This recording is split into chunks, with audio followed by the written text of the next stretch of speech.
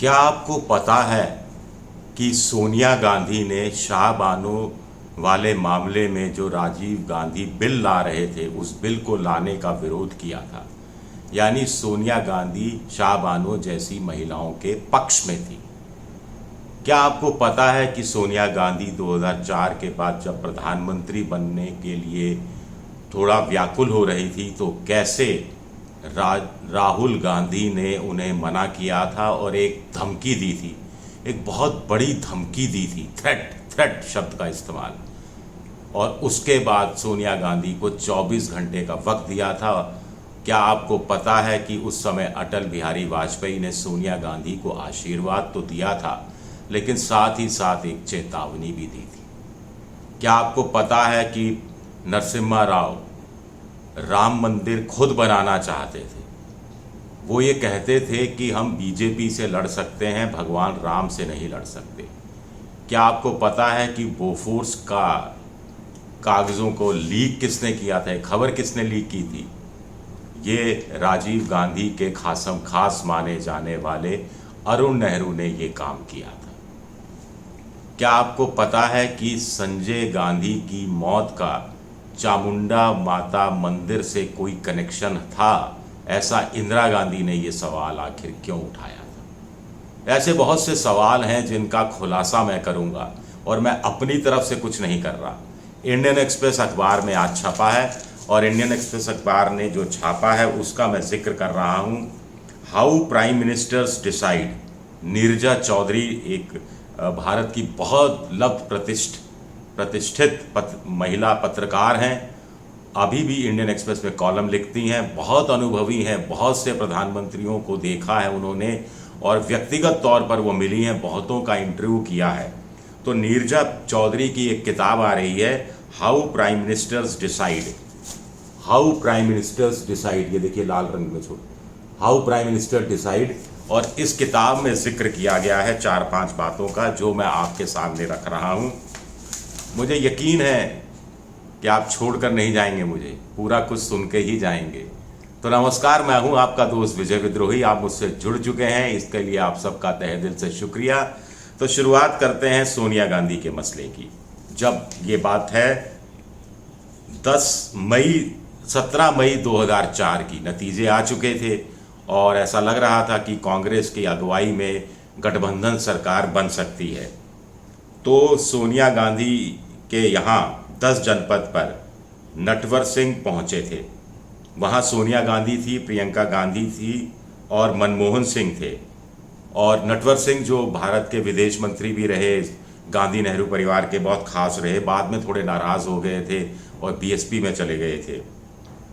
तो नटवर सिंह ने लिखा है कि सोनिया गांधी सोफे पर बैठी हुई थी, मनमोहन सिंह भी वहीं थे, प्रियंका गांधी भी वही थी। सोनिया गांधी कुछ डिस्ट्रॉट सी, कुछ परेशान सी, कुछ चिंतित सी नजर आ रही थी, कुछ पसोपेश में नजर आ रही थी। तभी वहां पर राहुल गांधी आए और हमारे सामने, हम सब के सामने उन्होंने कहा अपनी मां सोनिया गांधी से कि मैं आपको किसी भी कीमत पर प्रधानमंत्री नहीं बनने दूंगा। I will not let you become prime minister. मेरे पिता राजीव गांधी की हत्या हुई, मेरी दादी इंदिरा गांधी की हत्या हुई और मुझे पता है आपको भी ये लोग 6 महीने में मार डालेंगे। इन 6 months you will be killed. Natwar Singh याद करते हैं नीरजा चौधरी की किताब में कि राहुल ने जो थ्रेटन किया कि मैं कुछ भी एक्सट्रीम कदम उठा लेंगे, कोई भी एक्सट्रीम कदम, यानी इशारा से साफ है कि अपनी जान भी दे देंगे वो। और अगर सोनिया गांधी ने उनकी तरफ ध्यान नहीं दिया, उनकी बात नहीं मानी, तो राहुल गांधी ने धमकी दी कि वो कोई भी एक्सट्रीम कदम उठा लेंगे। और नटवर सिंह कहते हैं कि सोनिया गांधी को 24 घंटे का समय दिया डिसाइड करने के लिए। और राहुल गांधी बड़े स्ट्रांग विल वाले पर्सन हैं, जो यानी जो कहते हैं उसको करके दिखाते हैं।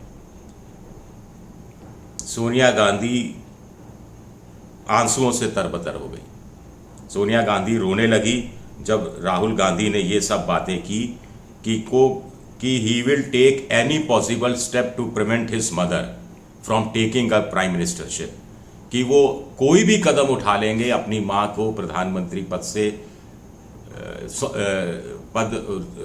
के लिए हाँ करने से रोकने के लिए वो कोई भी कदम उठा लेंगे। किताब कहती है कि जब सोनिया गांधी को कांग्रेस पार्लियामेंट्री पार्टी का सीपीपी का अध्यक्ष चुना गया तो वो सोनिया गांधी अटल बिहारी वाजपेयी से मिली। वाजपेयी जी ने उनका स्वागत ने सोनिया गांधी को बधाई दी और कहा कि मेरा आशीर्वाद आपके साथ है, बहुत सारा आशीर्वाद आपके साथ है। लेकिन फिर जोड़ा, डोंट टेक द प्राइज। इसका मतलब है प्रधानमंत्री पद स्वीकार मत करो, you will divide the country. आप देश को विभाजित कर देंगी और would and could end up straining the loyalty of civil services. Civil services की जो लॉयल्टी है उसको आप खतरे में एक तरह से डाल देंगी, ये बात कही। तो ये किताब में लिखा हुआ है। आगे देखिए, बाबरी मस्जिद जिस दिन 1992 में विवादित ढांचा बाबरी मस्जिद कह दीजिए, कुछ कह दीजिए, वो गिरा था, तो उस घटना का भी जिक्र किया है नीरजा चौधरी ने। और वो निखिल चक्रवर्ती जो बड़े पत्रकार थे, जो नरसिम्हा राव से इस घटना के 2 दिन बाद मिले थे, उनके हवाले से उन्होंने लिखा है कि उन्होंने नरसिम्हा राव से कहा कि मुझे पता लगा कि 6 दिसंबर को दोपहर 12 बजे के बाद आप पूजा कर रहे थे। तो राव ने कहा कि दादा आप क्या समझते हैं, मैं राजनीति नहीं समझता, मैं राजनीति में ही पैदा हुआ हूँ, मैं अब तक सिर्फ राजनीति और राजनीति करता रहा हूँ। जो हुआ वो ठीक हुआ, जो हुआ वो ठीक हुआ, मैंने इसे होने दिया कि भारतीय जनता पार्टी की मंदिर की राजनीति हमेशा के लिए खत्म हो जाए। ये कहा नरसिम्हा राव ने जब प्रधानमंत्री थे। किताब में आगे CISF के उस समय के DG और IPS अधिकारी कौशल किशोर कुणाल का भी जिक्र किया गया है, जो उस समय नरेश चंद्रा के साथ काम कर रहे थे, जो अयोध्या सेल को हेड कर रहे थे। जो वो कह रहे हैं कि ऐसी बात है, नरसिम्हा राव जी वहाँ जहाँ राम लल्ला जी विराजमान हैं वहाँ मंदिर बनाना चाहते थे। नरसिम्हा राव ने अपने मीडिया एडवाइज़र PVRK प्रसाद से कहा भी था कि वो एक ट्रस्ट का निर्माण करें और उस ट्रस्ट के माध्यम से जिस जगह मस्जिद है वहाँ पर मंदिर बनाया जाए। 13 दिसंबर को डिमोलेशन का जो अगला हफ्ता था, संडे का दिन था, उनके मीडिया एडवाइज़र प्रसाद नरसिम्हा राव से मिलने गए थे। प्रधानमंत्री उस समय अकेले थे और उन्होंने कहा, नरसिम्हा राव ने, कि हम BJP से लड़ सकते हैं लेकिन हम भगवान राम से कैसे लड़ सकते हैं। जब हम कहते हैं कि कांग्रेस एक धर्मनिरपेक्ष पार्टी है तो इसका मतलब ये नहीं है कि हम सब नास्तिक हैं। कब तक BJP लोगों को मूर्ख बनाती रहेगी और भगवान राम को सिर्फ अपने लिए पेटेंट कर लेगी अयोध्या में मंदिर बनाने के नाम पर। ये बात उन्होंने कही थी नरसिम्हा राव ने। शाहबानो वाला मामला बड़ा मशहूर मामला है। आपको ध्यान होगा कि शाहबानो एक गरीब महिला थी, तलाक हो गया था तो वो कोर्ट में मेंटेनेंस के लिए गई थी। कोर्ट ने शाहबानो के हक में फैसला दिया था, लेकिन कुछ मुसलमानों ने डरा दिया राजीव गांधी को कि इससे मुसलमान आपसे बहुत नाराज़ हो जाएगा, तो एक अध्यादेश ले आए थे और एक कानून बना दिया था ताकि वो कोर्ट के फैसले को ओवरराइड कर दे, जिसमें मेंटेनेंस एक्ट कुछ बनाया गया था। लेकिन ये किताब ये कहती है कि सोनिया गांधी ये जो अध्यादेश लेकर आए थे, राजीव गांधी नया कानून लेकर आए थे, उसके खिलाफ थी। यानी सोनिया गांधी शाहबानो के पक्ष में थी। सोनिया गांधी ने ये हवाला दिया है DP त्रिपाठी, जो बाद में NCP के नेता बन गए थे और उस समय राजीव गांधी के इनर सर्किल के एक सदस्य हुआ करते थे। अभी उनकी अब मौत हो चुकी है, DP त्रिपाठी की। तो DP त्रिपाठी के हवाले से कहा गया है कि DP त्रिपाठी के सामने सोनिया गांधी ने राजीव गांधी, देश के प्रधानमंत्री, से कहा था कि राजीव, अगर तुम मुझे मुस्लिम वुमेन बिल के बारे में कन्विंस नहीं कर पा रहे हो, आश्वस्त नहीं कर पा रहे हो, समझा नहीं पा रहे हो, तो आप देश को कैसे कन्विंस करोगे। ये बात उन्होंने कही थी। आगे उन्होंने बोफोर्स का भी हवाला दिया है, बोफोर्स कांड का भी, कि जब अरुण नेहरू राजीव गांधी के बहुत करीबी थे, सोनिया गांधी शायद अरुण नेहरू को इतना चाहती नहीं थी, और राजीव गांधी और अरुण नेहरू के बीच में सियासी दुश्मनी पैदा करने में भी सोनिया गांधी की भूमिका रही, ऐसा मोटे तौर पर अरुण नेहरू मानकर चलते थे। और अक्टूबर 1986 में राजीव गांधी ने अरुण नेहरू को अपने कैबिनेट रिशफल के बाद हटा भी दिया था। ML फोतेदार उस समय बहुत खास होते थे राजीव गांधी के, और इनर सर्किल में होते थे, और इंदिरा गांधी के भी बड़े विश्वास पात्र हुआ करते थे। तो ML फोतेदार का कहना है कि उस समय राजीव गांधी ने जो शपथ ग्रहण समारोह के बाद कहा ML फोतेदार से कि आप मेरे साथ मेरी गाड़ी में मेरे साथ चलिए, और जब वो वहाँ पहुँचे रेसकोर्स रोड प्रधानमंत्री निवास पर, तो वहाँ सोनिया गांधी और कैप्टन सतीश शर्मा इंतज़ार में खड़े थे, पोर्टिको में ही खड़े थे और राजीव गांधी का इंतज़ार कर रहे थे। और सोनिया गांधी के चेहरे पर एक बड़ी 1.5 इंच की मुस्कान थी। उसी से वो समझ गए कि अरुण नेहरू को क्यों हटाया गया है। ये बात ML फोतेदार ने नीरजा चौधरी से कही है, किताब में इसका जिक्र किया गया है।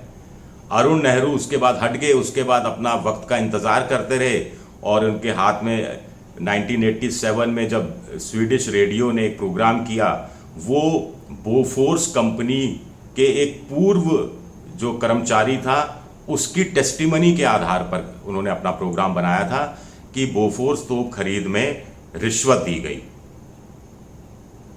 भारतीय पॉलिटिकल नेताओं को रिश्वत दी गई बोफोर्स ने।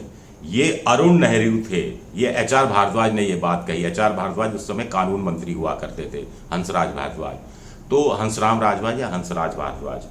तो ये HR भारद्वाज ने नीरजा चौधरी से कहा कि ये अरुण नेहरू थे जिन्होंने बोफोर्स की स्टोरी स्वीडिश रेडियो को लीक की थी। We knew it, the book says, कि हमें इस बात की जानकारी थी। अब चलते चलते छोटे से मैं आपको बता दूं कि संजय गांधी की मौत हुई थी 23 जून 1980 को।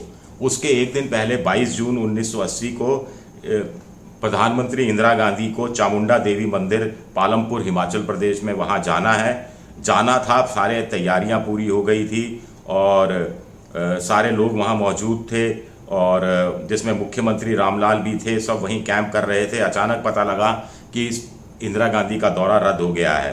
तो चामुंडा जो देवी मंदिर के जो पुजारी हैं उन्होंने कहा था कि माँ किसी साधारण व्यक्ति को तो माफ़ कर सकती हैं कि आने का जो वादा करे और ना आए, लेकिन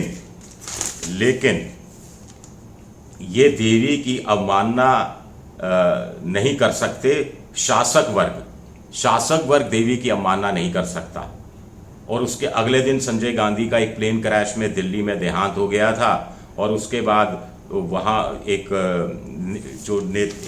नेता थे वहाँ पर कपिल मोहन मीकन्स ग्रुप के, उनके हवाले से, और अनिल बैली उनके नेफ्यू के हवाले से नीरजा चौधरी ने लिखा है कि अगले दिन 2:30 बजे जब वो पहुँचे दिल्ली, तो इंदिरा गांधी